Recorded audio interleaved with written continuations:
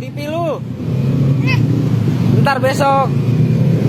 Ya, besok ototnya ini ya, gedein ya. Masuk TV lu.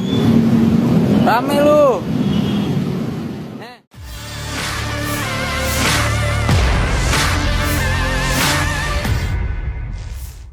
Pengguna media sosial dihebohkan dengan video anak berusia 3 tahun yang memamerkan badan berototnya.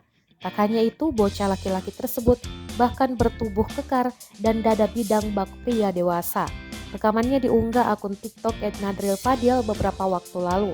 Anak yang masih berusia 3 tahun sedang asik bermain bersama dengan teman-temannya. Bocah itu terlihat hanya menggunakan kaos dalam berwarna putih dengan celana pendek. Pakaiannya ini membuat tubuhnya yang berotot terpampang jelas. Pada bagian lengan atasnya terlihat kekar dan bagian dada hingga perut terlihat bidang. Bocil itu kemudian mengangkat kedua lengannya, memamerkan otot-ototnya.